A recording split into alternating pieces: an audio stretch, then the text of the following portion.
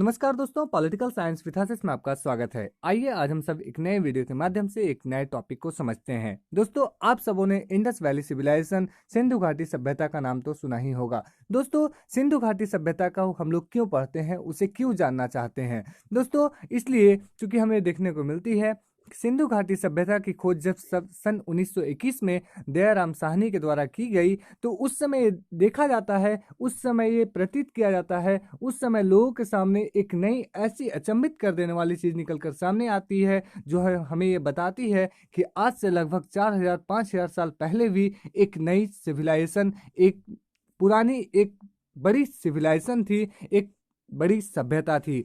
और उस सभ्यता की जो खास बातें थी वो काफी अचंभित कर देने वाली थी, क्योंकि उस सभ्यता में हमें कई बड़े बड़े शहर देखने को मिलते हैं, जैसे हड़प्पा, मोहनजोदड़ो, सुतारगढ़, कालीबंगा, लोथल, बनवाली, धौलावीरा जैसे अनेक शहर देखने को मिलते हैं। और ये शहर जो है, इनमें जो पाई गई चीज़ें हैं, खास करके हड़प्पा में और मोहनजोदड़ो में, ये काफ़ी अचंभित कर देने वाली चीज़ें हैं। और इसमें प्रतीत होती है कि उस समय के जो, चाहे वो सिटी का प्लानिंग हो, चाहे वो ड्रेनेज सिस्टम हो, चाहे वहाँ की अपनी आर्ट एंड आर्किटेक्चर हो, चाहे वहाँ के बिल्डिंग्स हो, ये सारी चीज़ जो है वो कहीं आज से ज़्यादा स्किल थी, कहीं आज से ज़्यादा डेवलप थी।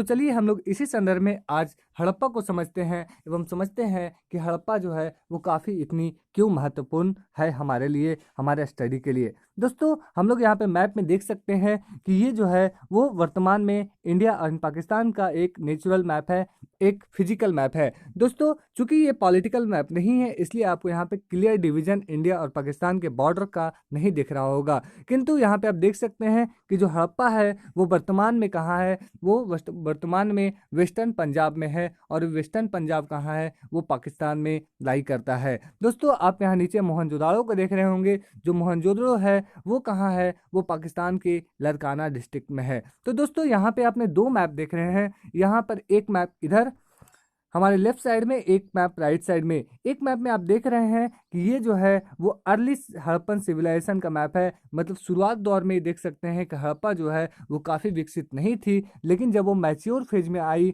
लाइक वो 2600 से 1900 BCE में आई, तो उस समय वहाँ पे काफ़ी डेवलपमेंट्स हो चुकी थी, उस समय वहाँ पे काफ़ी विकास हो चुकी थी। तो चलिए हम लोग इसी संदर्भ में और हड़प्पा के बारे में समझते हैं। उम्मीद है आपको ये सारी बातें इंटरेस्टिंग लगेगी, आपको ये सारी बातें अच्छी लगेगी, अच्छे समझ में आएगी। अब पूरे वीडियो को ध्यान से देखिए। चलिए शुरू करते हैं। दोस्तों, सबसे पहले बात करते हैं हड़प्पा सिविलाइजेशन की। The Harappa was a great ancient civilised land. ऐसा माना जाता है कि जो हड़प्पा जो जगह है वो इंडिया से प्रभावित होकर, इंडियन कल्चर से प्रभावित होकर 2500 साल पहले, 4000 साल पहले काफ़ी विकसित लैंड थी, काफ़ी सिविलाइज लैंड थी। इस समय क्या हुआ है, यहाँ पे बहुत सारे रिमेन्स पाए गए। चूँकि जो भी आर्कियोलॉजी के जो लोग होते हैं, जो भी पुरातत्वविद होते हैं, वो आखिर किसी चीज़ के बारे में कैसे जानते हैं, तो वो जो वहाँ से जो अवशेष मिलते हैं, वहाँ से जो आर्कियोलॉजिकल मटेरियल मिलती है, उसको वो कार्बन 14 डेटिंग के मदद से वो स्टडी करते हैं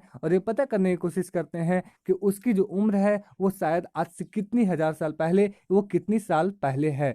तो इस तरह देखते हैं, जब वहाँ पे मिले गए अनेक चीज़ें थी, जैसे सील्स, मुहर थी, घर थी, घड़े थे, पॉट्स, ऑर्नामेंट्स यानी कि आभूषण थे, टूल्स औजार थे, बीड्स मनके थे, वेट्स मतलब बटखारा थे, लीड स्टोन ब्लेड यानी कि औजार थे, एंड इसके साथ साथ और कई सारी चीज़ें मिलती है, लेकिन अभी तक उसका जो है क्लियर स्टडी नहीं किया जा सका है, जिसे हम लोग अनडेसिफर्ड टर्म देते हैं, यानी कि not readable till now date. तो आप अगर इस चीज़ में इंटरेस्ट रखते हैं, तो अगर आप पुरातत्व को यानी आर्कियोलॉजी को समझना चाहते हैं, आप अगर हड़प्पा को समझना चाहते हैं, अगर आप इसमें इंटरेस्टेड हैं, तो शायद आप इसके नेक्स्ट रिसर्चर हो सकते हैं और आप इसमें रिसर्च कर सकते हैं। ये एक नया वे है जीने का। इसके बाद हम लोग देखते हैं Indus valley civilisation is also called the Harappan civilisation. ऐसा क्यों कहा जाता है कि हम लोग सिंधु घाटी सभ्यता को हड़प्पा सभ्यता भी कहते हैं? क्योंकि ये देखा जाता है पूरा इंडस वैली सिविलाइजेशन की जो खोज की गई,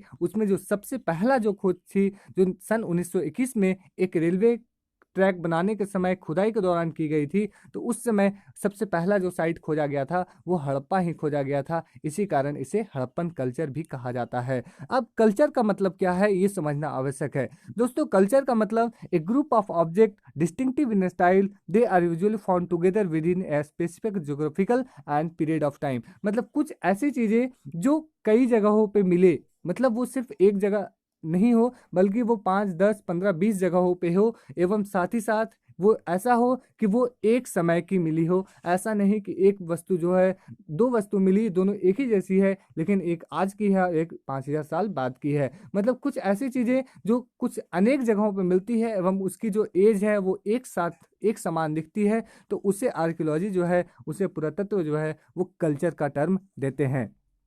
तो चलिए अब हम सब बात करते हैं कि इसकी जो बिगनिंग थी, यानी हड़प्पा सभ्यता की जो विकास थी, उसकी शुरुआती दौर कैसी थी। There were several archaeological culture in the region period to the mature Harappa. मतलब जब हम लोग पूरी मैच्योर हड़प्पा की बात करते हैं, लेकिन उससे पहले जो है, जो मेन अर्ली हड़प्पा थी, उस समय वहाँ पे पूरी तरह से विकास नहीं हुई थी। तो उस समय हमें क्या देखने को मिलती है, the culture way associated with distinctive pottery. वहाँ पे हम लोग अनेक पॉटरी देखने को मिलती है, evidence of agriculture and pastoralism and some crafts. वहाँ पे क्राफ्ट्स एंड एग्रीकल्चर भी देखने को मिलती है। इसके बाद देखते हैं settlements were generally small and there were no large building. मतलब बड़े बड़े ना तो घर देखने को मिलते हैं और ना ही हमें लार्ज सेटलमेंट्स देखने को मिलते हैं। मतलब बड़े बड़े भारी संख्या में लोग एक जगह पे नहीं रहते होंगे, ऐसा आर्कियोलॉजी के द्वारा, आर्कियोलॉजिस्ट के द्वारा ऐसा इमेजिन कर इसे पढ़ा गया ऐसा।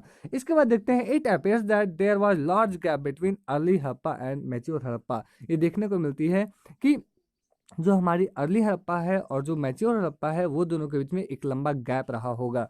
इसके बाद चलिए हम लोग समझते हैं, देखते हैं कुछ फिगर्स के माध्यम से कि आखिर उस समय कितनी स्किल्ड लोग थे, उनकी क्या स्थिति थी, उनकी कल्चरल, उनकी सोशल, उनकी पॉलिटिकल लाइफ क्या थी, उसको कुछ मिले हुए चीज़ों से समझने की कोशिश करते हैं। दोस्तों, सबसे पहले आप यहाँ पे देख रहे हैं, ये जो है एक टेरिकोटा से एक मूर्ति है, ये मात्र एक मिली है, जिसमें क्या किया गया है, एक सुंदर से व्यक्ति में उसके चेहरे पर जो है नक्काशी की गई है एवं उसे शॉल पहनाया गया है, उस पर भी चित्रकारी की गई है, उस पर भी नक्काशी की गई है।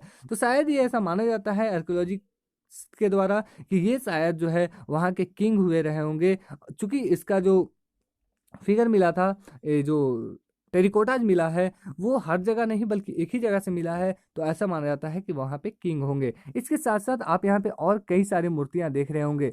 इसके साथ आप यहाँ पर ऊपर में एक छोटे से औजार भी देख रहे हैं, टूल्स भी देख रहे हैं। शायद इसका उपयोग जो है वो हंटिंग के लिए किया जाता होगा। इसके बाद आप यहाँ देख सकते हैं, यहाँ पे पॉटरी हैं, कई सारे पॉट्स हैं। दोस्तों, आपको ये पॉट्स देख कर क्या समझ में आ रहे होंगे? मुझे तो ये समझ में आ रही है कि ये जितने सारे पॉट्स हैं वो काफ़ी स्किल्ड तरीके से बनाए गए हैं। इन पे जो नक्काशी की गई है वो काफ़ी स्किल्ड है, वो काफ़ी उच्च तकनीकी की है। क्योंकि हम लोग देख सकते हैं ये जितनी भी सारी चीज़ें हैं वो लगभग मिट्टी से बनी हुई है, वो मिट्टी से बनी हुई है। उसके बाद भी इसके ऊपर इतनी अच्छी नक्काशी की गई है कि ये आज तक क्या है, सुरक्षित है। इसके बाद आप यहाँ नीचे देख सकते हैं कि ये जो है, ये कुछ सील्स हैं, कुछ मुहर्स हैं। दोस्तों, मुहर का उपयोग क्यों किया जाता होगा? तो दोस्तों, मेनली जो मुहर होते हैं, उनका सील्स जो होते हैं, उनका उपयोग जो है वो डिफरेंट सिटीज के द्वारा अपने आइडेंटिटी के रूप में किया जाता होगा। तो इन सील्स पे जो लिखे गए वर्ड्स हैं, जो लेटर्स हैं, शायद उसको अभी तक नहीं पढ़ा गया है, वो अभी तक अनडेसिफर्ड है। इसके बाद आप यहाँ पे देख सकते हैं, ये शायद जो टेरिकोटाज है, ये जो है, ये शायद वहाँ के किंग का है। इसके बाद चलिए हम लोग आगे बात करते हैं कि वहाँ के जो लोग थे उनकी लाइफ कैसी थी, वो कैसे रहते थे। तो हम लोग देखते हैं, both Harappa and mature Harappa civilisation share some common elements such as. Both जो अर्ली सिविलाइजेशन थी एवं मेच्योर सिविलाइजेशन थी, दोनों जो है कुछ कॉमन चीज़ें शेयर करते हैं। वो कैसे? The Harappa ate a wide range of plants and animal products. जैसे आज हम लोग एनिमल एंड प्लांट प्रोडक्ट खाते हैं, उस समय वो भी वाइड रेंज में एनिमल एंड प्लांट प्रोडक्ट खाते थे, including fish. The archaeologist has been able to reconstruct dietary practices. वो जो है, आज जो आर्कियोलॉजिस्ट जो इसके बारे में स्टडी किए हैं, वो इस बारे में कोड आउट करने में सफलता पाई है कि उस समय लोग जो है वो क्या खाते होंगे। जैसे उन्हें चार्ट ग्रेन्स मिली और उन्हें सीड्स मिली। तो सीड्स में किसकी सीड मिली? सीड्स में जो हम लोग ग्रेन्स देखते हैं उसमें मेनली व्हीट है, बार्ली है, लैटिन्स है, चिकपिया है एंड सीसम्स है। इसके बाद देखते हैं जो मिलेट्स है, millets are found from site of Gujarat. Millets जो है, बाजरा जो है वो कहाँ से मिलती है? वो गुजरात से मिलती है। इसके बाद finding of rice are relatively rare, मतलब वहाँ पर जो राइस है या जो अनाज में जो चावल है वो कम देखने को मिलती है, क्योंकि वो चावल जो है वो हर जगह हर साइट पे देखने को नहीं मिलती है। इससे ये पता चलता है कि शायद उस समय जो है लोग चावल से भली भांति जो है वो जानकार नहीं थे। इसके बाद ये देखने को मिलती है animals bones are found and Harappa site including those of cattle, buffalo and pig. यहाँ पे कई सारे एनिमल्स के पिग बोन्स मिलते हैं, जिसमें मेनली जो है वो कैटल, बुफेलो, पिग है। अब क्या है कि ये जो एनिमल्स के बारे में जो स्टडी किया जाता है उन्हें कहा जाता है आर्कियोलॉजिस्ट, ठीक है।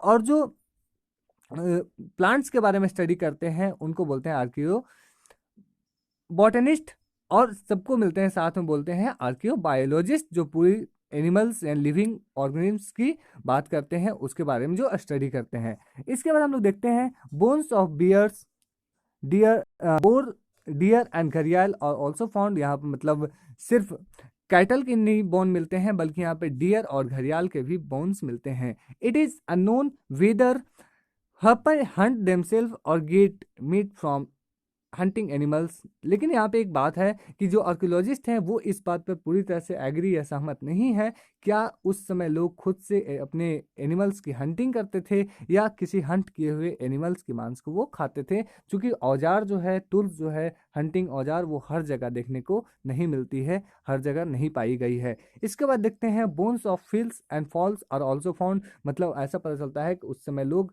फिश, मछलियाँ भी खाते होंगे और बर्ड्स भी उस समय रहे होंगे। इसके बाद देखते हैं कि वहाँ के लोग की जो एग्रीकल्चर टेक्निक्स थी वो कैसी थी। तो इस संदर्भ में हम बात कर रहे हैं with wild grains are found here but it is more difficult to reconstruct actual agri practices. हमें वहाँ से ग्रेन्स तो मिल गए हैं, बट वो एक्चुअली वो अपने ग्रेन्स किस तरह से उगाते थे, क्या वे अपने हल जोत कर मतलब प्लाउड फील्ड पे उगाते थे, या अपने सीड्स जो है वो ऐसे ही ज़मीन पे फेंक देते थे और वो बाद में उग जाती थी, लोग उसे खाते थे। इस बात पे वो पूरी तरह से आर्कियोलॉजिस्ट जो है वो 100% कंफर्म नहीं है। बट देखा गया है कि bulls and oxens were also known, लेकिन यहाँ पे हमें बुल्स के टेरिकोटाज, ऑक्सेंस के टेरिकोटाज भी मिलते हैं। इसके बाद देखते हैं टेरिकोटाज और has been found at site of Cholistan and Banawali, Haryana. मतलब जो प्लाऊ है, हल है, उसके टेरिकोटाज तो मिलते हैं लेकिन वो हर जगह नहीं मिलते हैं। मेनली जो है वो बनवाली में और चोलिस्तान में मिलते हैं। इसके बाद देखते हैं plough field has been found at Kalibangan, Rajasthan. जो प्लाउड फील्ड है वो भी हर जगह नहीं देखने को मिलते हैं, वो कहाँ मिलते हैं? वो कालीबंगन जो राजस्थान है वहाँ पे देखने को मिलता है। इसके बाद देखते हैं most Harappan sites are located in semi arid lands that required irrigation, well and canal. मतलब जितने सारे जो हड़प्पन साइट्स हैं वो मेनली जो है वो सेमी एरिड लैंड में देखने को मिलते हैं, यानी कि वहाँ पे पूरी तरह से उपजाऊ मिट्टी नहीं है, वहाँ पे बालुई मिट्टी ज़्यादा है। इसका मतलब यह है कि वहाँ पे अगर खेती होती होगी तो वहाँ पे इरिगेशन के लिए अच्छी फैसिलिटी का होना आवश्यक है। तो अच्छी फैसिलिटी का होने के साथ साथ ये देखा जाता है कि वहाँ पे वेल्स हो सकते थे, कुएं हो सकते थे या कैनाल्स हो सकते थे। लेकिन traces of canals has been found at Harappa site of Shortugai in Afghanistan but not in Punjab and Sindh. Punjab और सिंध में जो है वो कैनाल देखने को नहीं मिलते हैं, कैनाल नहीं पाए जाते हैं, लेकिन कैनाल जो है सोरतगई जो अफगानिस्तान में है वहाँ पे देखने को मिलती है। शायद ये इसलिए हुई होगी क्योंकि सिंध जो नदी है वो इससे काफ़ी दूर है, तो लोग कैनाल के माध्यम से पानी ले आते होंगे। तो ये रिसर्च का विषय है। इसके बाद देखते हैं besides water reservoir has been found at Dholavira, Gujarat में have been used to store water. जो रिजर्वेयर पाया गया है कहाँ पे? हमारा धौलावीरा में, शायद उसका उपयोग जो है वो वाटर को स्टोर करने के लिए किया जाता होगा। तो आज हमने हड़प्पा सिविलाइजेशन के बारे में बात की। हम नेक्स्ट वीडियो में आएंगे मोहनजोदड़ो को लेकर और समझेंगे कि मोहनजोदड़ो का क्यों मृतकों का टीला कहा जाता है, उसे क्यों मृतकों का एक टीला कहकर संबोधित किया जाता है एवं उसकी अपनी क्या विशेषताएं हैं। तो उम्मीद है दोस्तों आपको ये सारी बातें समझ में आई होगी। अगर ये सारी बातें समझ में आई तो लाइक शेयर एंड सब्सक्राइब करना ना भूलें, अपने दोस्तों के साथ अवश्य शेयर करें। फिर मिलते हैं नेक्स्ट वीडियो में, तब तक के लिए धन्यवाद। जय हिंद।